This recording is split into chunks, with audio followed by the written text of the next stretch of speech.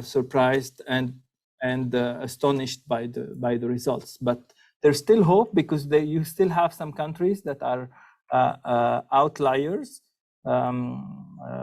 Nepal, and some of them that haven't been touched until now by this changing diets. So when we thought of naming the society about crops that are not treated or taken care of, we thought of many different names. It was a big debate. They're commonly referred to as orphan crops, neglected and underutilized species. But we forgot, we preferred not to give them another social dimension, but we preferred to call them the forgotten crops. And it fits very well with the Forgotten Foods manifesto that was launched a few days ago. But so the question arises, forgotten actually by whom? And definitely not by farmers, and definitely not by the consumers who still eat them. But unfortunately, it's a local consumption, it's a local production. They're mostly forgotten by us, by scientists, by international trade. I put a couple of few slides that show the change in relative abundance in some of these crops. Millets, sorghum, cassava, they're going down, while those major crops are going up. And if you look at the number of publications that are set up by scientists, so these are part of the neglected ones, they're ridiculous when they are compared to those of the major ones. So they're forgotten by scientists, by international trading platforms, but even sometimes by the statistics and the international research organizations, even if the global trend, the total calorie consumption per person has risen over time, but the share of the staple crops calories within that total calorie consumption has declined over the time. It went from 51 back to another to 46, which is quite a significant decline. But policy is still really heavily biased toward those staple grain productivity, especially major staple crops, while the dietary diversity has not been adequately addressed. So that's why these crops are also neglected, forgotten by the donor funding. I mean, that's a paper that shows that basically donor funding for research and development has prioritized major staple crops. I'm a former CGIAR employee, and there are some other colleagues and researchers from the CG here and other global centers. And unfortunately, we have been biasing by donor funding. The research and development has been biased toward those major crops. So in a year where we're addressing food systems in the frame of the UN Food System Summit, if we look at our current food systems are at risk, because nowadays we're just looking at 4 crops, 4 or 5, the numbers change, to ensure more than half of our calories. So we are just tapping into a very tiny percent of the diversity that is still available to us. It's like having a stock portfolio with very few holdings. And that's what makes food systems are at risk. And that's why, together with colleagues from the University of Cambridge, we have submitted a concept note to the UN Food System Summit about the use of these forgotten crops and traditional knowledge. We want an effort that federates researchers, industry, but also society, because at the end of the day, we need to get those back to the system somewhere. And that's why we thought of the Forgotten Crops Society. the mission, and I'll stop here, of the Forgotten Crop Society before I leave it to my colleague, Professor Fennell, to detail the objectives of the society and the inputs and expected inputs. Our goals are basically to raise awareness of these crops, so they are not abandoned. We want to federate efforts and work with others. This is the way we see this society. It's an open thing. It's not meant to be a closed society with very few members. So we want these crops be conserved. We want the maintenance of the traditional knowledge around them. That's an important aspect.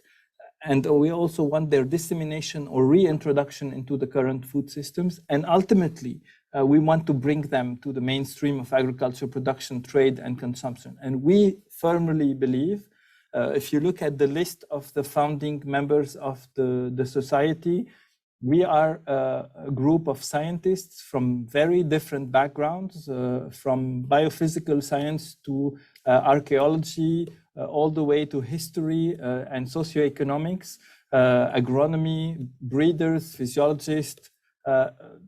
This is how we think about the society, as something that is multidisciplinary and to reach that mission. And I'll stop here and I'll leave it to Dr. Fennell to continue the objectives and the expected outcomes of society. Thank you. Thank you, Michel. Shalaja, over to you.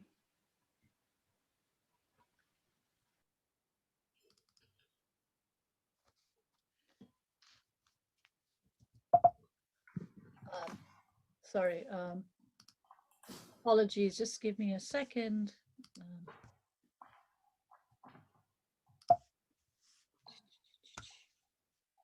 There we are. Okay, thank you so much. So I'd like to move forward to what we want to do in the society, the what and the whither. So why Forgotten Crop Society? What is it that we want to achieve? Well, Michel's a taro mad person and I'm a millets messiah. And there are many of us who look at crops that we know are important, but that have not been studied adequately. So we see the FCS as a platform where we will work to promote the knowledge of these crops. Sorry, am I not sharing? No, you're not sharing. I'm so sorry. No, thank you for saying that, Francesca. I thought I was sharing happily, so I tootled along. So sorry, not sure why, but let me, because my PowerPoint decided to shut down for some reason. Sorry, apologize. Here we are. Okay. Am I sharing now? Yes. Perfect. Okay, so the what and the whither. Why is it that we want to think about the Forgotten Crop Society as a platform for doing these various important ways of pulling us together in different geographies and different disciplines? Because we think this knowledge is very important. As Michel said, it's disappearing, crop by crop, process by process, nutritive value by nutritive value. We want to make it available across our platforms and to those beyond academia, industry, to communities, because we think the underutilization or the orphaning, however terrible that term is not just poor economic scientific value, but it reduces our ability as a human species to engage with plants, to make life on this planet more sustainable. And so we want to encourage the exchange of ideas through transdisciplinary research, like this wonderful group who come together on a Friday afternoon. We want to use our own networks to work together to increase global awareness. So Michel and I have used the ability this year to use the UNFSS, the UN Food Systems Summit, as a way to engage on this issue. There will be, for example, COP26, many members or potential members, I hope you'll all be members, have their own networks where they could also then reach and we could work together through position papers, through hopefully research projects, and maybe working groups within FCS where people may have particular and specialized interests. In particular, we want to suggest that one possible interesting and promising subset of activity would be around identifying the 100 most used but understudied crops. Now, that's exciting. I look at recipes and collect recipes, and that's where I find these underutilized things. So amaranth is one, for example. And we would like to do this because this provides a new information base. So one is to go out to increase awareness. Another is to go in and to look at what we have in our stores and cupboards and to try and garner that information that we ourselves have missed. So this would require and allow us to draw on those of our colleagues who are paced looking historically, looking at heritage, looking at archives, as well as those of us who look at laboratory work or thinking about in the field, and those of us who work in the middle with communities to understand how they use and no longer use these forgotten crops. We also hope that through this, and as you can see, I've moved now from crops to, this is from ICRISAT in Hyderabad, where we had one of our conferences, new business ideas. We recognize romanticization of crops is not helpful. In fact, it's very dangerous. And there is a need, for example, working on millets, one of the things that we've been told repeatedly is how difficult it is to hand pound. So the hegemony of academia should not be there. We need to work with and learn from communities about where supply chain there are obstacles which need to be removed, and to work in the case of millets, handheld mechanization or other methods. And through these novel, innovative ways of bringing business and technology into this study, we hope we can support communities. It is their knowledge, but that knowledge will be lost unless we can both use, record, and maintain that crop diversity in a manner that allows them economic viability. It is not good enough to just store these. I mean, we have very valuable stores of seed banks, but unless they are used in communities and they become part of the value added, it will not be a sustainable project. And then we will continue to have this separation between traditional and modern, which is in the first place why these crops became understudied. Furthermore, for those of our colleagues who are lawyers who think about IP, there is a huge, starting with mention biodiversity, a need to bring in the ways in which both user rights and property and the potential for international trade are managed effectively for these groups. And so by aggregating learning across all these spheres, by generating informal contacts, more formal methods, partnerships, and intergenerationally, by making this something that is about what younger scientists want to do, not those who've got white hair, but those who've got a long way to get there. And the reason is because that is pulling together intergenerational knowledge, and it's forward looking back to look forward. And so we hope to facilitate a network of key players right across the supply chain in this purpose, so that when we talk about food on the table, it has these multiple pathways. The outputs we have given, our objectives are many. We're much more restrained in our outputs. So in addition to our suggestion first that we would like to have a list of 100 crops, we would think about, in terms of how we have outputs, the importance of better quality genetic material, because unless we are able to improve the quality of these crops for these small farmers, they will not be able to, and they will choose. Often they're straitjacketed into going to soybean or a single production because nothing else gives them livelihoods. So to make them accessible, whatever we do in the genetic sphere is important. Similarly, it's not enough to have one sphere. We need to link this to not just the production of genetic material, but push from the consumer side, the idea of nutrition. One of the things I always say about millets, it's good because it actually has no gluten, and it has lower glycemic index. Healthier lives will allow both the supply and demand, so we have both sustainable consumption as well as sustainable production. And through these more innovative and thoughtful, both research and industry-led ideas, we hope that the new creation of markets will not be from above, but from the success of outputs 1 and 2, that new markets and value chains, which are located centrally in the need for livelihoods of small farm holders, will continue. Thank you very much for your attention. Back to you, Francesca and Michelle. Thank you so much, Thank Shalida. you. That was a great presentation. It really captures what we wanted we want to achieve and what we discussed in the last few months. So we would like to then dedicate the next half an hour to hear questions, comments, and contributions. We have a lot of things in mind, and we would love also to organize a conference at some point. But yeah, we maybe I can pop using in this opportunity. just Luigi is not here, Michelle, which is a shame. Anyways, so I just want to Michelle. highlight two things.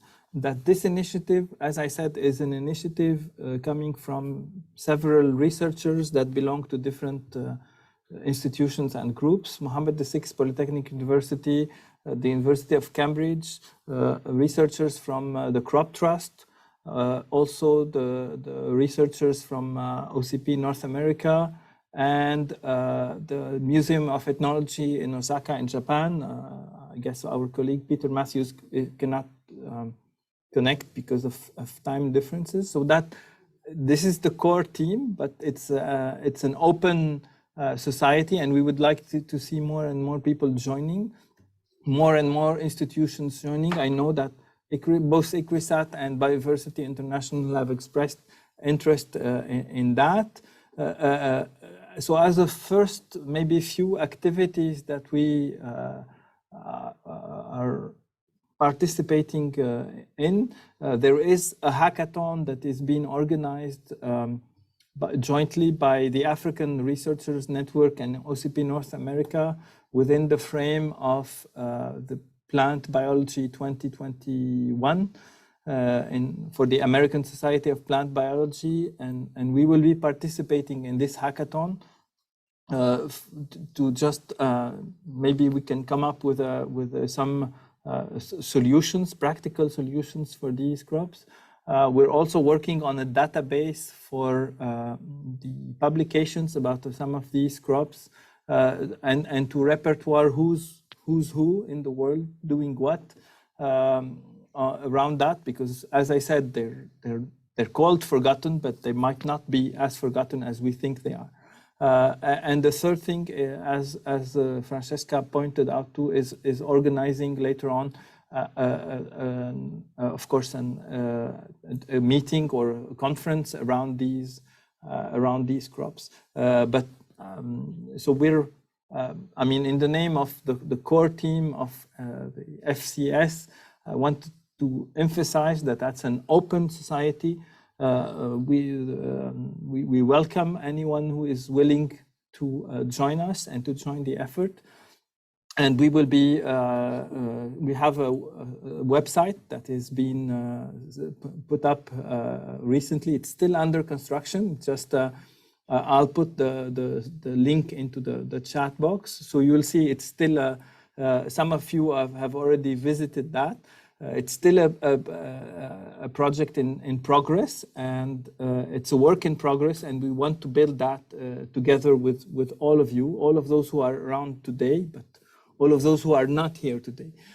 So yeah, thank you. And Francesca, we can maybe open the floor for, and if you can raise your hand when you want to speak. And Francesca, can you manage that, please? Thank you so much. Of course, please. And do raise your hand, comments and questions. I think Lydia perhaps raised her hand first, and then Martin. Lydia? I think you just beat me, but I'll take it. So thank you for whoever asked my first little question. That was an easy one. So two things. I'm in the process with my colleague Stuart Knight, who's Deputy Director at NIAB, of doing a study. It's very UK facing, but it's looking at what is the potential for interesting farmers in novel crops and increasing the diversity of crops in the UK farmed environment. So there will be, you know, a fairly substantial report from that project sometime sort of early to middle-ish next year, which I think might be interesting to this group. It won't be secret, obviously, it's a government funded activity. So that was just a comment. And also, I guess, a question. So anybody who knows me knows that I'm very interested in underutilized forage legumes, which have a huge place for improving diversity within the farmed environment. And so my question is, are we interested in such things? Or are we a bit more closely focused on human food, which is fine, just, you know, two questions. And I think there's within that context, there's it bleeds through into the other areas of interest, which is ecosystem services and very particularly resource pollinators, which is somewhat missing in our environment, but perhaps in others too, to an extent. Thank you, Lydia. Yes, I would answer very quickly. I mean, that's a very valid comment, and that's a discussion that we had at a certain point, saying, are we going to concentrate on traditionally crops, or, you know, for human consumption or for feed too? I think there's a scope for both. Maybe that could be something that could be treated in a different types of working groups. There could be some agroecological zoning working groups that handle these forgotten crops in some parts of the world, but there might be also there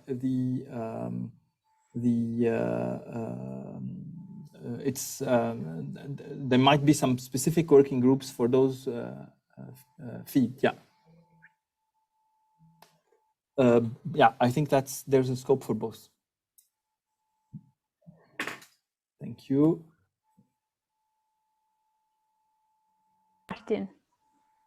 Martin, please, and then Anuprita and Gali. Okay. Well, first of all, congratulations and thanks to those of you who got this meeting off the ground. I think it's really great and there's a lot of potential. One element I wanted to explore with you, and it made me think, I don't know if we've got people from the FAO with us, but one of the things that struck me about the presentations is how much it was resonant with the FAO's globally important agricultural heritage systems scheme. And I've got direct experience within a Chinese site of how this did stimulate and the stimulate millet agriculture. And looking at the map of the FAO map of systems, you can see that that scheme is very well exploited in Asia and in Europe and the Mediterranean. Virtually not at all in South Asia and Africa, Sub-Saharan Africa, two regions in which within this group, we're pretty strong, I would say. And so one of the things we'd be ideally placed to do is just to, if you like, almost discuss as critical friends the FAO's Global Important Agricultural Heritage Systems list. It's something, in the end, of course, it's the local farming communities and their local governments you've got to push for, but we could have quite an interesting role in highlighting the gaps and the mismatches with what could be done across the world.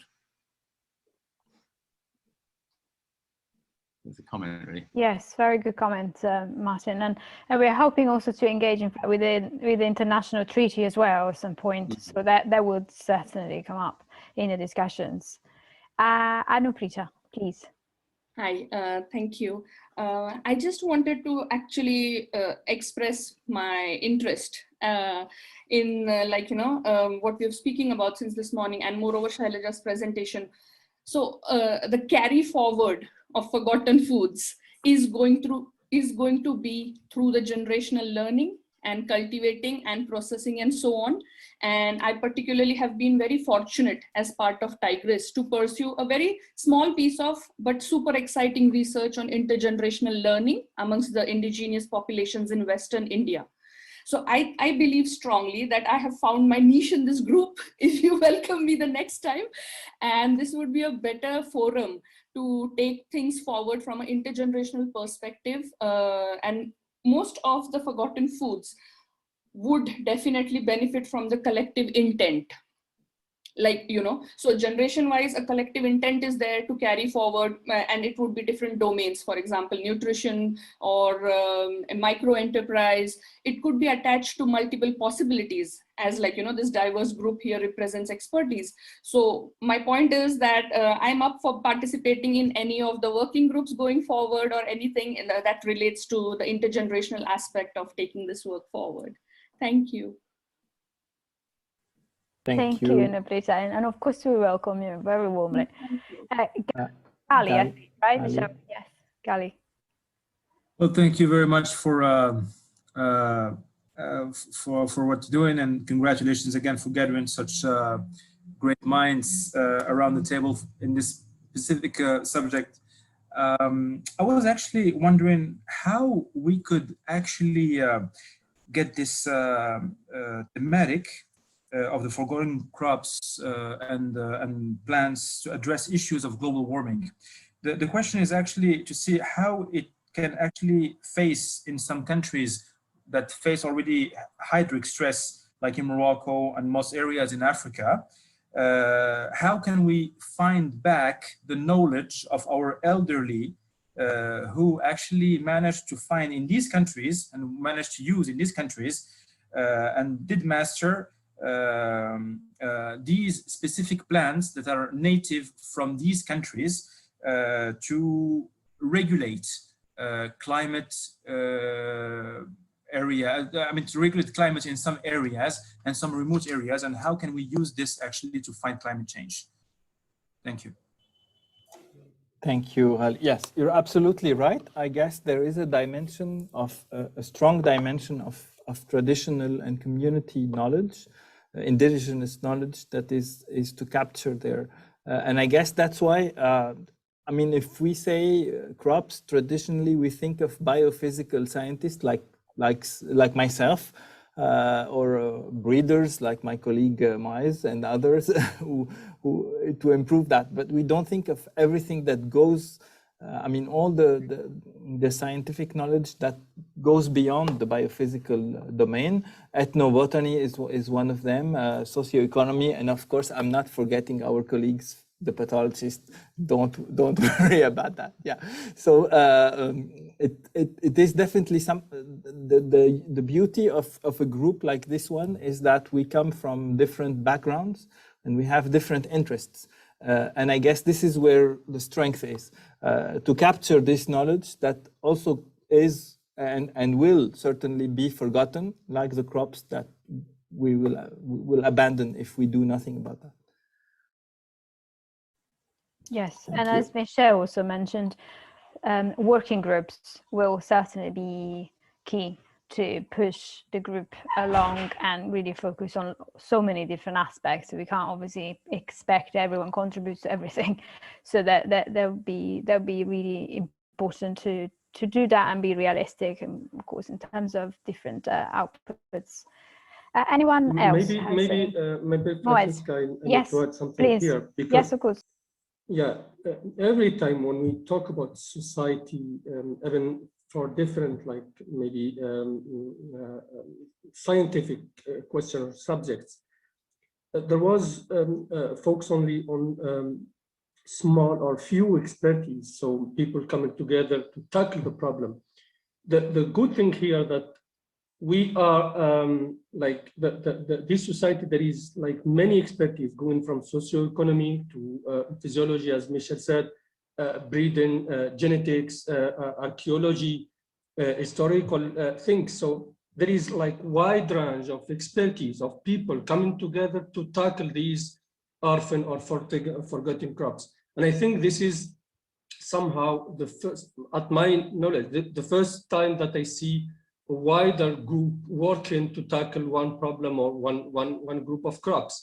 Also, when it comes to some also scientific maybe questions, we are like more focused in this like society. It is somehow will be more diverse, and maybe interaction between the different like expertise will enrich in somehow these scientific discussion, and then go beyond what is usually done in the standard or normal approach that we were following in the past. I think this is very good opportunity for us, for everyone here, and then for people who would like to join. And then it will be very interesting. And I think I'm very optimistic, by the way. And then you will see that will be will have like very fruitful future. I hope so. Thank you. Thank you, Moazam, and thank you for your support and optimism. Anyone has comments? So I've seen that there are a few comments in the chat. Joanna, did you want to say something about the nutritionist study? Oh, sure. Okay. I just put it in case anyone was interested. We're just rolling out now after 4 years of work, led by our nutritionist, Dr. Anita, but many organizations involved in many countries. So the largest systematic reviews and meta-analysis on the impact of consuming millets and sorghum. And we've got different ones. We've done one on diabetes, and actually quite surprised to find there were 80 studies already undertaken on this. So doing the meta-analysis across that. Another one which is big, is on the impact on anemia. And another one which we absolutely didn't expect. We were really shocked to find there were so many studies done looking at the lipid side of millets and sorghum and the impacts on how it decreases cholesterol, obesity, and the impacts on cardiovascular disease. There's something that often isn't talked about with millets and sorghum, so we were really surprised what we found. And there's also one on the impacts on calcium deficiencies, and there's a couple more, but those ones are all in and about to come out, so people might be interested in that.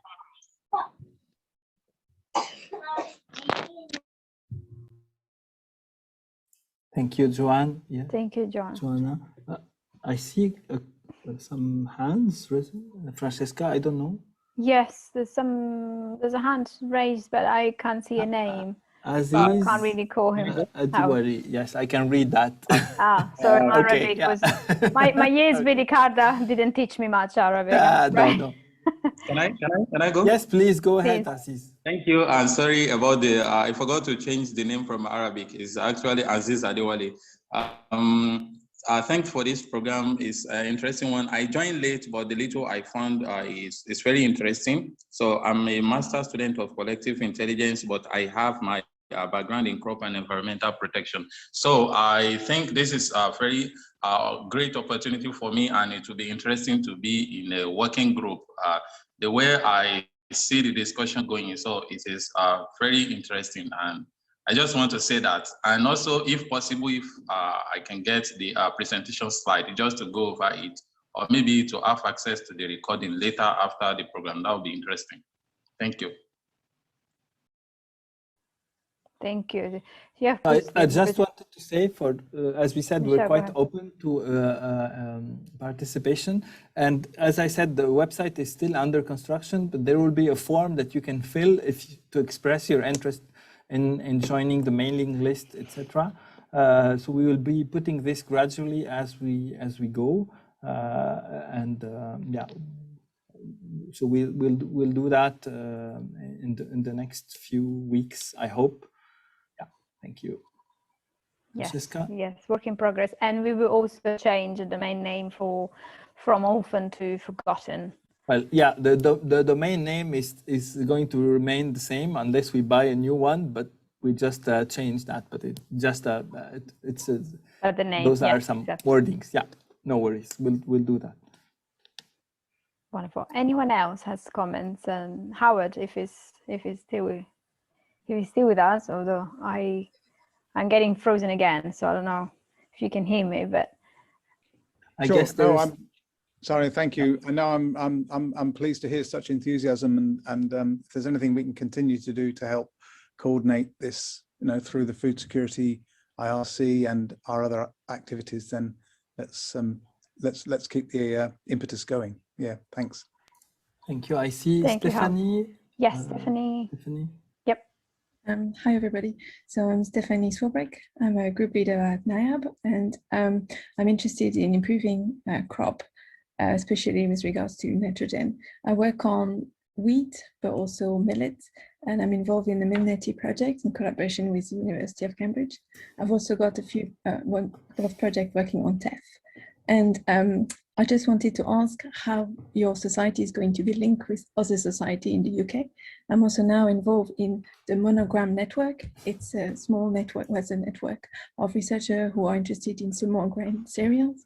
And I think the conferences generally been focusing on oat, barley, and wheat, but we are pushing, especially me, for other cereals to be discussed at the conferences like millet. And I think, I don't know, plugging in or linking with other society would just really make it easier for the work to have a big impact.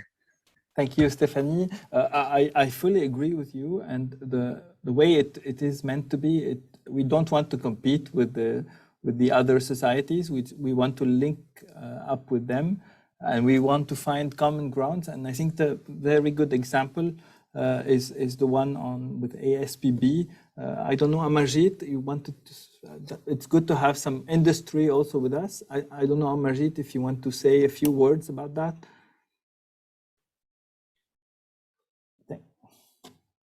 Okay. Yes. So I represent OCP North America, of course, the private sector. So I think this kind of initiative would benefit from a public-private kind of interaction, because it all starts with the researchers, producers, processors, and consumers, right? So this is the whole connection. So as a part of our OCP group, so we are collaborating with the American Society for Plant Biology, and their annual meeting is happening next month. So we are sponsoring and on a very focused topic, which is on improvement of orphan crops. So we are doing two things. One is like a workshop where we'll bring in, top experts who will speak about specific topics. And then we are involving the younger people, mostly students, in a hackathon challenge. So there are 4 areas. They are around, breeding and genomics. They are around soil fertility and crop nutrition, empowerment and, entrepreneurship, like how you mainstream these kind of orphan crops. So if you go to the chat, my colleague Christina has given a link where you can get more details. And if you want to participate, most welcome in the hackathon, students or experts. Thank you. Thank you, Amarjit. Okay, anybody else? I think there was Mohamed. Yes. Hello, happy to be here with you. I'm impressed with the diversity of background. Yeah, I'm myself working at UM6P at the School of Agriculture. And I'm trained as a general agronomist with a specialty in plant pathology and particularly barley,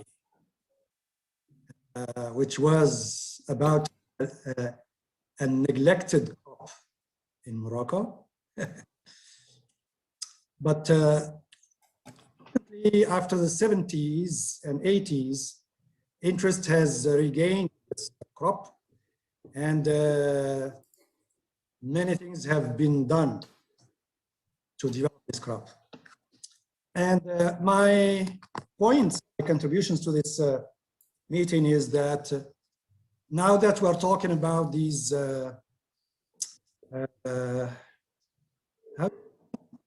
orphan crops, neglected crops, you can find all the qualifiers that you wish, but certainly they are not in the forefront of our economy and nutrition. My question is, do we have an inventory of these forgotten crops? Do we have the list and the mapping, their geographical distribution, so that each of us can be informed? My second question is that, are we talking about crops, species, or are we also including some varieties of crops that have disappeared because of industrialization. So certainly there are local varieties of some crops that are indigenous that are worth preserving. And yes, many societies, scientific societies are organized by discipline, agronomy, plant pathology, plant breeding, whatever, soil science. The strength of this, of our group, is that it has an integrated approach. It's a systems approach, and that's what is attracting us to this theme. And I think, and I'm optimistic that we can tackle those crops one by one by bringing in our expertise, and especially working with the local farmers, because they are the preservers of the whatever heritage, agricultural heritage there is at the local scale. So that was my contribution. I'm happy to be here. Glad to see you all in your diversity. Thank you, Mohamed. Very interesting comments, and I guess those are, shared by previous comments made by Lydia, for instance, about what do we mean. We had a debate around that. Are we going to tackle just Annex 1 crops, or Annex 1 species for the FAO, or are we looking beyond the Annex 1? I mean, it's still something that is worth talking about. And I guess one of the first things this society could do is having an inventory of, there are some initiatives. We're not starting from scratch. I see in the chat, and I know other initiatives like the African Orphan Crops Consortium. We're already in contact with them. There are plenty of other initiatives around that. Recently, there was a big effort manifesto by FARA, Biodiversity, SIAT and ICRISAT and others. So there is a growing interest. And one of the first things we want to do is having basically a list of those, assembling that work in one database that is accessible to everyone, be it publications, germplasm, genetic resources, etc., and even funding opportunities. Yeah. Michelle, I've seen that Luigi has joined us. Oh, Luigi. Hi, somewhere, Luigi. and I can't see him on the screen. But Luigi, do you want? So we have Luigi. I've just Luigi allowed Guarino him. from the Director of Science of the Crop Trust that has joined us. He's also a founding member. So Luigi, you want to say a few words? Sorry to put you on the spot directly. I think Luigi's there. Luigi, he's getting connected to the audio. Yeah, that's what. Okay. Okay. I guess we have. Yeah, maybe we can have. He's not connecting. Maybe. Should we let Sarah ask her question? Yes. In the meantime? I think he's connected. Luigi. Yeah, because I let him in, but I can't see him. My question's just quick. Sarah, please. Okay. Thank you both. My question was just around kind of the involvement of local community kind of organizations, or is the society going to kind of incorporate them, and how do you see that interaction kind of happening across different countries and regions? Yes, the answer is yes, and we're going to go beyond that by implicating other actors, like people who work in the food sector, chefs, other people that add value to this thing. Yeah, definitely. Great. Luigi? Yeah, it'd be great also to hear from Manal on this aspect, in fact. Yes. Because we discussed this. I don't know if Manal is still with us. I saw her. Luigi, are you there? Yes, I'm here. Okay, so right, welcome, Luigi, and you may want to say a few words. And show yourself. We can't hear you. Hang on a minute. It's I'm just trying to figure things out here.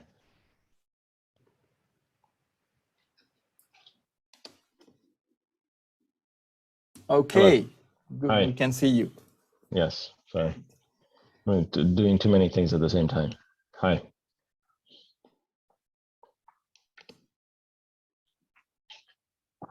Sorry, was there a question? No, we wanted to hear I from just you. joined. Yeah, I know you just joined, so thanks for making time. I know that you're busy Sure, in it's a another pleasure. meeting, so if you want to say a few words. No, I'll wait to see if there's any questions or anything like okay. that. Good. There are some other hands risen. Okay, then I don't know if Lydia still has the same hand up or is a new one. No, no, it's a new hand. Is it? It is a new hand. Okay. Okay. It's the left hand now. Okay, Lydia. I wanted to respond to Mohamed and Stephanie talking about plant genetic resources, which obviously are very fundamental to refinding some of these forgotten crops or underutilized for whatever reason. So I know that ICRIS at least, but there's a very big project called Farmers' Pride that's just come to its completion that we were peripherally involved with. And I guess it was a little bit more focused on some of the mainstream crops, but it was, as the name suggests, it was very farmer focused in terms of there being the source of resources, plant genetic resources. Quite often for these underutilized crops, they disappear only into these very small farmsteads, if you can call it that. So the Farmers' Pride website has just completed a review of those sorts of resources, how important they were, what the diversity was, you know, and even looking at some of the mainstream crops such as potatoes, the absolutely fabulous diversity that was identified through interacting with farmers throughout Peru. So not only finding what the differences were, but the potential for the qualitative differences in those resources. So I've flagged up the website on the chat if anyone's interested. It's not my project, by the way. I was only peripherally involved. It's run out of the University of Birmingham. Thank you, Lydia. That's great because it will definitely help our debate as well. And just a final question from Khaled, because I'm afraid we have to wrap up. It's as it's 3:30 already. Khaled, did you want to ask a question or make a comment? Yes, thank you very much. Thank you for giving me the floor, and sorry for being late. Apparently, this is because of the time difference. I got confused a little bit for this. So I lead the biodiversity conservation at the National Agricultural Research Center in Jordan. And my focus of interest is on conservation. Ex situ mainly in the gene banks and partially in situ. Now I would like to stress here regarding what is known as NAS. I must have, of course, missed some of the information, so probably I will be talking about something that might have been mentioned before, but let me just show what I'm thinking about here. Regarding what is known as NAS, my first interest or focus would be on the precise identification of what do we mean in our endeavor. Because if we are to include, to make it even more of more importance, adding the wild edible species that are tremendous in our area, especially in the at what used to be known as the Old World in the Middle East and the Eastern Mediterranean in particular. And those species, I'm very much interested, and I'm with my department in some endeavors toward conserving them and prioritizing putting some candidates of those species to be utilized and to be domesticated and introduced as new commodities. Of course, I'm not underestimating the importance of taking care and conserving the what used to be known what is known as neglected crops that are domesticated and used to be used in the past but not are used anymore. Like for example, sorghum bicolor and the pearl millet in our area. Of course, according to the identification that we will be agreed upon, there might be some other crops or maybe sub species varieties that can be good candidates toward utilization or further utilization. The issue that I would like to focus on also is the need or the priority of inventorying, then prioritizing toward conservation, because time is not with our is not with our favor toward using these species. With time, we are losing more and more species. So the priority is to put into action the conservation after prioritization. Thank you very much again, and thanks for the organizers, and thanks for this really remarkable gathering of scientists and different stakeholders relevant to this issue. Thank you very much. Thank you, Khaled. And Luigi, I don't know if given that we mentioned this, would you like to say something now? Sorry that you got the time wrong. It was confusing.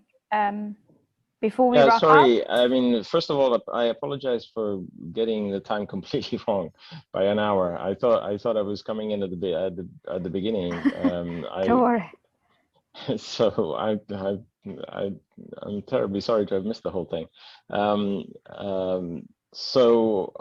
Yeah, just to say that I've posted in the chat a recent online webinar that we hosted together with the plant treaty. I don't know if the plant treaty has been mentioned during this discussion, but it's a very important component and player in all this. And that's great. And so it's a webinar that we held on a few weeks ago on underutilized fruits and vegetables that people might be interested in. Just to also say that what's just been mentioned about the importance of involving local communities in anything that is done, and surveys, as has also been mentioned. These are all very important aspects of this kind of work. I also wanted to say that we've been talking about orphan crops, neglected crops, underutilized crops, whatever you want to call them. We've been talking about them for well, as long as I've been involved in this field, which is almost 30 years now. And of course, we have made great strides. If I think back even 10 years ago, for example, to the importance to the status and the visibility of things like indigenous African leafy greens in places like Kenya and Tanzania. Incredible how that's changed from 20 years ago to now. But there's a lot more that needs to be done, or even quinoa, although maybe that's gone a little bit too far. There's still a lot more to be done, and it's really about time that we did it, because it has been 30 years and of talking and some action, but there could be a lot more action. Thank you, Luigi. That's great. Yes. So hopefully this is the right time. And I'm glad that you also mentioned the quinoa, because this group, our idea was in fact to involve the whole supply chain and the private sector, as well as Amarjit mentioned, to ensure that in fact there's not going to be an imbalance in the sort of then overlooking or a species rather than another. So yes, so loads of great ideas, and I'm glad that we all got together today. I'm sorry that we had to wrap up. It's 3:40 now, and I'm sure we all have other meetings to go to. So Michelle, do we? So we're going to do finalize the of course the website, of course the recording from today, and some actions coming up. Okay. So just as a further from here, please don't hesitate to drop us an email. Many of you have done that either to Shailaja, Francesca, or myself. We'll be writing down our email addresses so you can send us. I mean, it would be good if the three of us are copied because we're ensuring a bit the coordination so far. And so stay tuned as for our activities that are coming. I've seen many announcements. So check the website regularly and say, and we'll take it from there. There is a form that is going to be put. It's already there, and I've seen that popping out on my phone as we speak. Many of you went there and filled the form, so please do it and stay tuned. It's just the beginning of the journey, and we welcome. We'll be having in-depth discussions with ICRISAT and Biodiversity and SIAT to see, and also the Crop Trust and the treaty to see how we can take this a bit forward. So with having said that, I don't know if Shailaja, you want to say? No, I just want to thank everyone, and I had a slide to say thank you. So here's my slide. All welcome. This is sorghum growing organically in farmers in Punjab. So if they can do it, move from rice to sorghum, we can all do it. Thank you so much. It has been Thank you so much. Amazing Friday afternoon. Thank you for making time, and we appreciate that. Thank you, everyone. Bye-bye. Have a good weekend. Have a good weekend. Take care. And have a good summer. The coffee break are going to stop for the summer. Okay. We will start again in September. Thank you so much. That much. was great today. Thank you. Bye-bye. Thank you, everyone. Bye. Bye-bye. Thank you. Bye. Bye-bye. Bye. Bye. Bye.